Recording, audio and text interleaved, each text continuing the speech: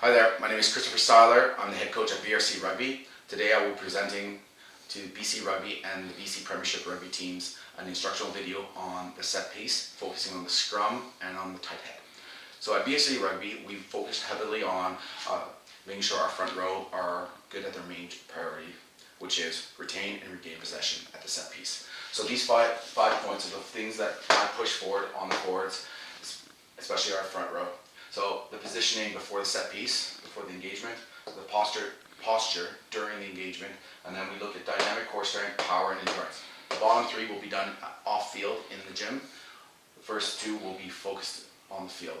So Schwartz, when we're talking about positioning before the set piece, what are we looking for? So we're for the setup of the front row, we're looking for the width of the feet, and for a proper bind. Set up.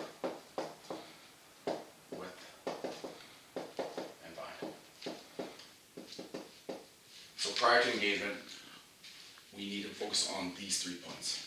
For the setup, we're looking at how are you positioning yourself before the engagement? How are your feet placed? Personally, I believe that depending on what type of front row and how it feels personally, it can be different. So some tip props like to start with 1 foot forward, the outside foot forward, inside foot back. Some props like to start side by side. It's personal preference. The biggest one though is that this has to be the same all the time. It can't be changing every time. After that, the width we want the feet shoulder width apart and comfortable position. We don't want the leg too far out because then you're unstable and then your hips are ajar. We want to have a square hip to shoulder and when we're going forward from the second push. And then the bind, how the tight head is binding on the back of the loose head. So we'll be reviewing that on the field. Perfect. Now we're going to focus on the posture. So Jake, can you draw me what is the proper posture for a front row forward? Your head, you have a flat back, you have the hips at 90, knees at 90, ankles at 90. Excellent. So this is the strongest position in the scrum. So the way I teach the players here is we want to be in 12 o'clock and extending to 1 o'clock. We don't want to be in 11 o'clock. So in saying that, to make it seem more, so 12 o'clock here, this is the knee joint, and we want to be 12 o'clock to the hip joint. 1 o'clock here, 11. If, let's say the set piece, like that is a strong scrummaging position. If we change the angle,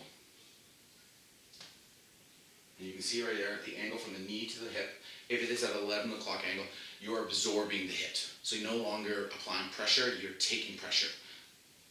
Vice versa.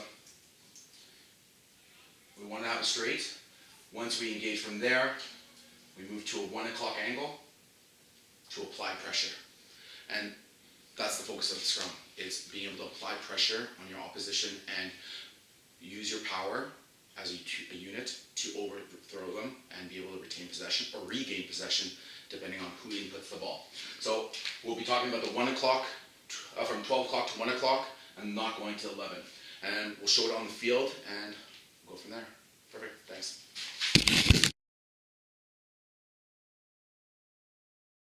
Now we're going to talk about the warm-up. So this is a warm-up we have all the forwards do for the set piece at the VRC Rugby. So it's called a frog squat. So frog squat is feet shoulder width apart, knees track over top of the toes, sinking down in a deep squat, elbows tucked in, and we just rock back and forth. Give a side angle, feet shoulder width apart, sink, elbows tucked in, rock back and forth. We have to do about 20 to warm themselves up before going into a scrum. The goal of this is to open up the hips, warm up the quads, the hamstring, the Achilles, calf, because those are all important muscles that need to be ready when we engage in the scrum. So now we're looking at the next warm-up, which is a bear crawl. So we're going to be doing a bear crawl forward and reverse. So Schwartz is going to get down in a strong scrummaging position. He's going to have a flat back, 90 degrees at the hip, knees and ankle, and work his way forward to the cone and back. Let's go. While he's doing this, he's in complete control. He's not going too fast. He's activating his core, making sure he's strong, activating his hips.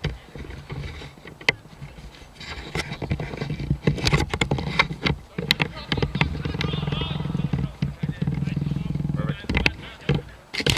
Next variation that we do at the rowing club is we do it with bands, so added resistance. So Schwartzy's going to do a forward bear crawl with resistance. Go ahead. Meanwhile, as a partner, I'm watching, making sure that his body's back's flat. He's got 90 degrees and he's driving with his legs. Perfect. Great. Now we're going to talk about the setup. Setup's super important for the set piece. Personally, I believe every prop has their own different style and like how they want to set up, but they need to be consistent. So they need to do the same thing every time, depending on what their stance is. I, as a front row forward, like to have my setup like this: feet shoulder width apart, right foot forward, left foot slightly back, weights on the back foot a bit. So I'm in a power stance right now. When I hear the crouch, I sink a bit, I bend at the hips, shoulders a little down, bind, I reach, bring my outside foot back, and then engage. So, Schwartzy, how do you set up? What's your partner? When I play tight head, I like to have my right foot a little bit ahead of my left one. We crouch. On the bind, I drop it back.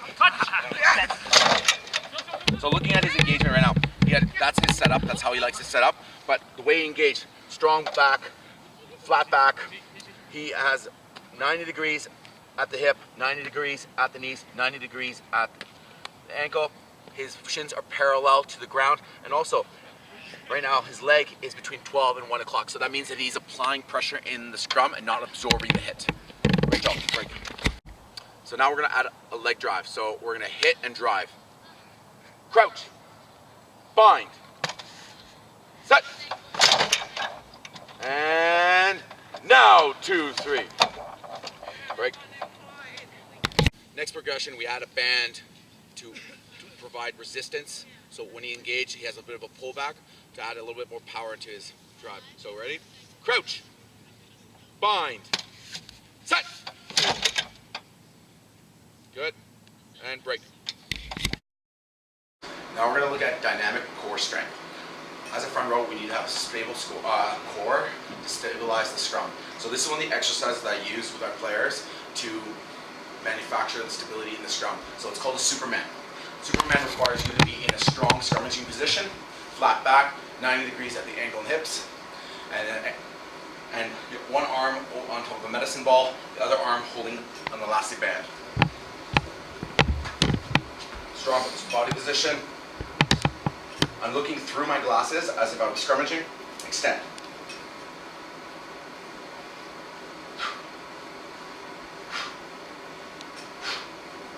Then I rotate.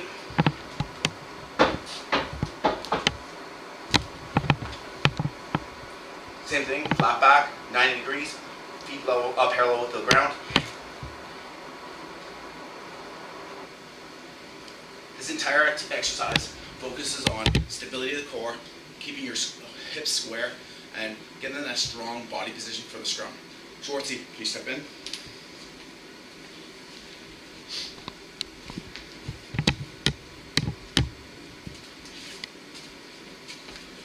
So Schwartz is going to get in the strong, stable body position.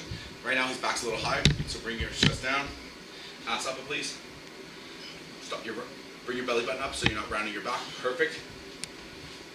12 o'clock, 1 o'clock angle. Now extend. This will be difficult for beginners because it focuses on really stabilizing that core muscles. But once you get good at it, it's going to translate to a strong scrumming set piece. Perfect. Now we're in the gym working on stability. So the importance of stability is we need to have a strong core engaged while we're in our strong scrumming position. So we want to have a strong back, flat. We want to have 90 degrees at the hip, the knees, and the ankles, but meantime staying square in the hips, square in the shoulders, and applying pressure straight through. Because you're going to have a flanker and a lock behind you, pushing on you, so you want to be as straight as possible to apply the pressure. So a variation that we can do, first we're going to use the Swiss ball, apply pressure against the wall, and we're working to get in the strong body position, flat back, 90 degrees, and extend like we're going into 1 o'clock. And build that pressure. You can do it on both sides, and then we can add a variation. So the variation is now we're going to include a bent over row. Strong scrumming position. Grab the dumbbell and pull up.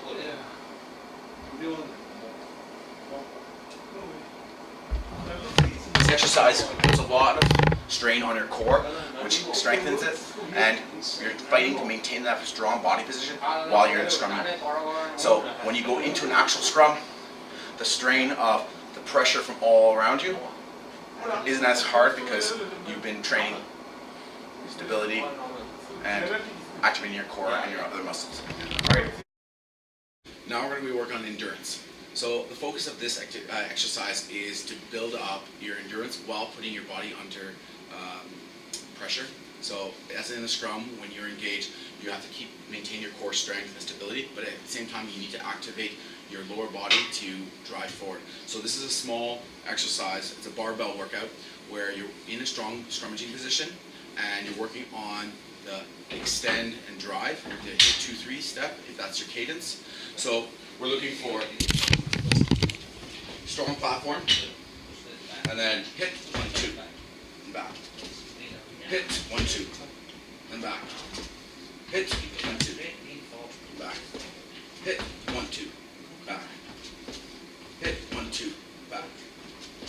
Hit 1-2, back. You do high reps of this to fatigue the body, build that endurance, so that when you're in a scrum and it gets reset and you have to keep on doing it, you're not going to be under fatigued or exhausted because you've been training yourself to work hard. This power exercise is called a hip thruster. We like to use this to generate more power in the lower body, so we're activating the glutes, the hamstrings, and everything to generate as much power as possible. It's very easy to be done in the gym. You need to have a barbell, weights, and a bench or some kind of ledge to lean on. Slide underneath the weight. You want the bar in the middle, feet planted, soles on the ground, your back on the back, rest, and then you generate the power. So driving forward, up.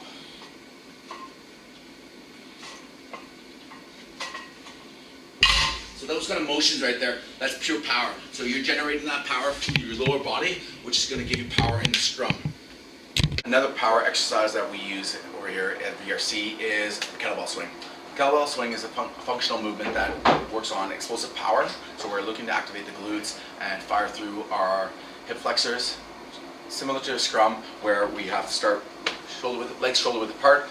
We're getting low in a power position and we're firing. So Jake's going to demonstrate a kettlebell swing.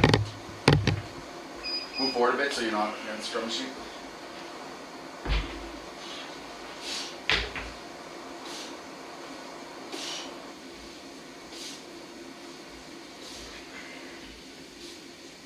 So as you can see, he's hip thrusting, very powerful, creating that energy that's going to drive you forward in the scrum.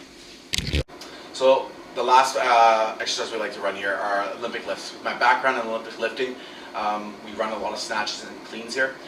Snatches and cleans are very powerful movements. I like to teach a snatch first to the players because it's an easier movement to learn, and a snatch is generating power from a standstill, so you're creating this energy while the weight's on the ground and getting it overhead. So it's a lot of power, and it's very technical, but with the proper coaching, you're able to get this into the players. It translates to strong scrummers, strong runners, strong tacklers. It's a very beneficial workout for players. So for a snatch, you want to have your feet shoulder width apart, just like in a scrum. You want to have a wide grip on the bar because you're trying to get it overhead and lock out with your shoulder. So the movement starts down here, and then you end up here with the power that you drive from your lower body. So you can have a full squat, full snatch, hang snatch. So we're going to start out down here, and generate, and then you get overhead, and then you stand up. So I highly recommend this exercise because it creates a lot of power, which is transit. So we're going to do it from the front. So feet shoulder width apart, wide grip.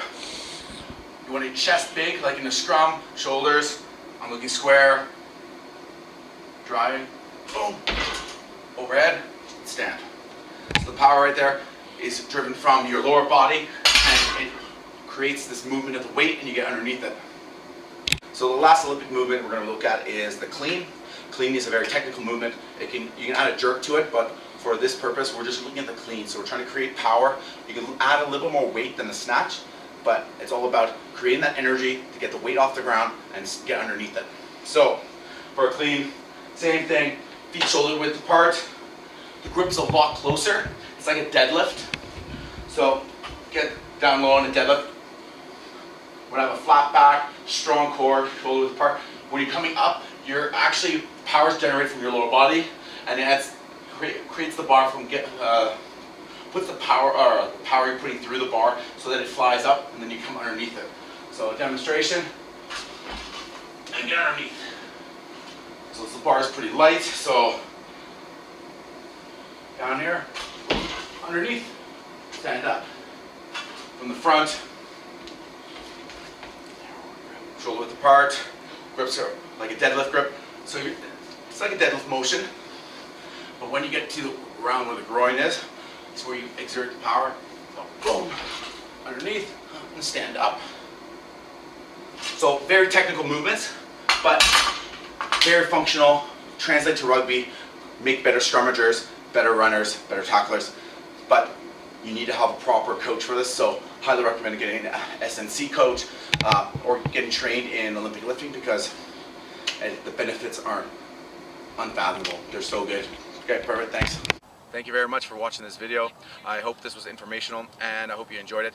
I hope you find your unique scrummaging style and what works best for your team. And I hope that what we did on the field and off the field helps you out some way or another. And see you around the park.